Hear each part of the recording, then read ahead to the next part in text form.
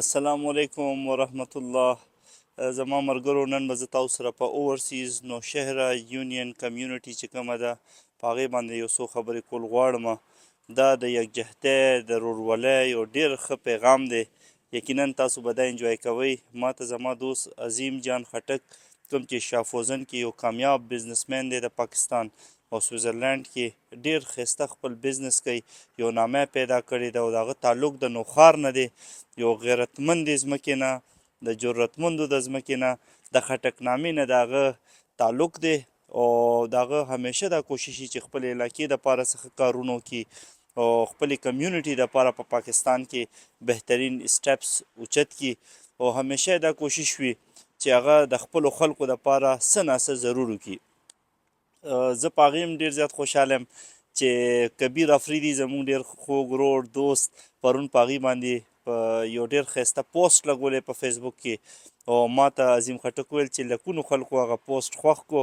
او ډېر زیات خلک ما سره لګیا دي، رابطې کوي او د خپلې مینې اظهار کوي. نو کبیر افریدي موږ ستا هم شکریه ادا کوو زموږ دوست تا دومره پروموټ کو.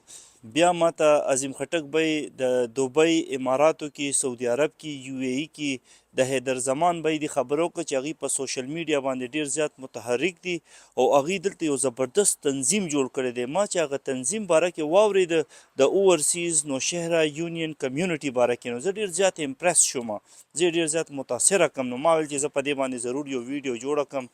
ګورئ دا یو مثال دی ټولې دنیا کې د خلکو دپاره، د نوښار خلکو کمال کړی دی.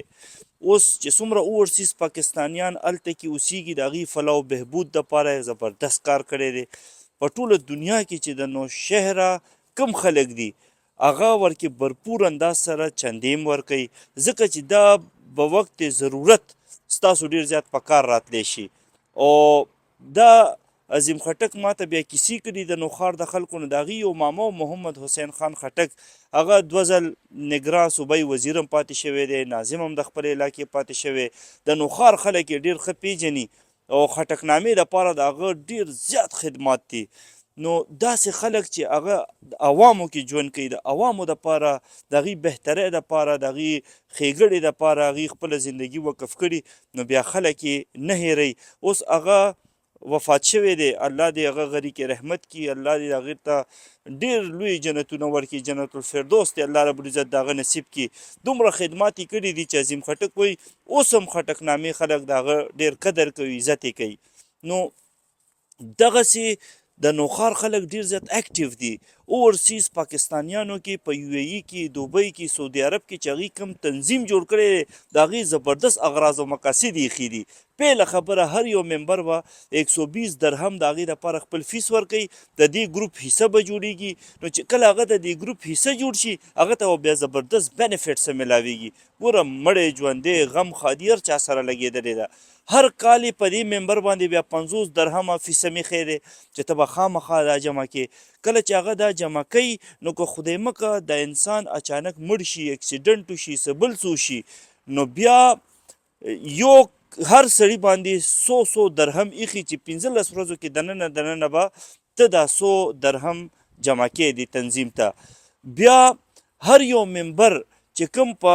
هر یو ملک کې دی هغه د دې کمیونټي حصه جوړیږي، نو دوی خپل ممبرشپ هغوی دپاره هم کلو کړی چې ته هر کال فیس هم رالیږه او خپل ممبرشپ هم وکړه. نو که چېرې تا ته په خپل ملک کې هم تکلیف جوړ شي نو دا کمیونټي، دا د نوښار خلک، دا ټول پښتانه دا به ټول تا سره ولاړي. دې کې ګوره میډیکل ایمرجنسي راتلی شي په هغې کې به هم ولاړي، د حادثاتو په صورت کې به هم دوی تا سره ولاړي او هر ممبر باندې دا لازم دی چې دی به 100 درهم ورکوي. دې 100 درهمو نه به څه فایده وي؟ د دې به دا فایده وي که چېرې څه اچانک خبره راشي نو ټولې پیسې راغونډې کړي او دوی 25,000 درهم، 30,000 درهم، 50,000 درهم هر څومره چې راجمع شي. که یو سړی اچانک مړ شوی وي، اکسیډنټ یې شوی وي، بل تکلیف وي، د هغه میت راغشتل، هغې له غسل ورکول، د هغې کفن کول، بیا هغه جاز کې لیږل، 2 کسان ورسره خپل د کمیونټي لیږل، دا ټوله خرچه هم د دې نه کېږي. او دا 25-30,000 درهم چې لکونه روپۍ ترې جوړې شي، که د هغه کور والا وي، ښځی وي، نو هغې ته حواله شي، او که نه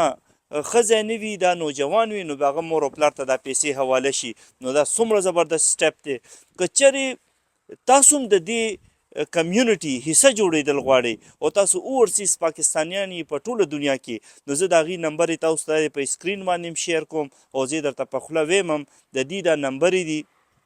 +97555731 او +971504158 په دې تاسو دې سره رابطه کولی شئ او خپل ځان رجسټرډ کولی شئ زه په آخره کې ټولو نوجوانانو ته دا پیغام ورکوم چې تاسو کله هم په زندګۍ کې شارټ کټس مه وهئ تاسو بھرپور محنت کوئ خواري کوئ جدوجهد کوئ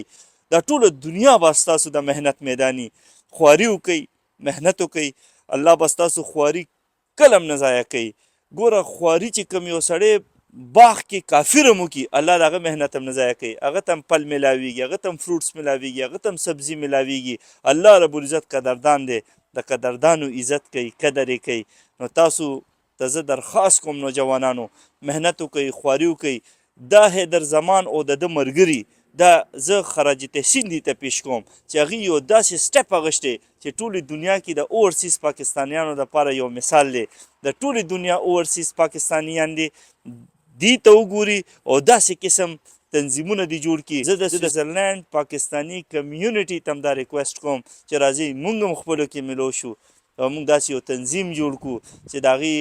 یو ډانچه جوړه شي او موږ دې ته وګوري او د یو ای ای د دوبۍ او د سعودي عرب د خلکو نه چلی زده کړو جزاکم الله خیر خوشحال و آباد اوسئ ډېره مهرباني السلام علیکم ورحمت الله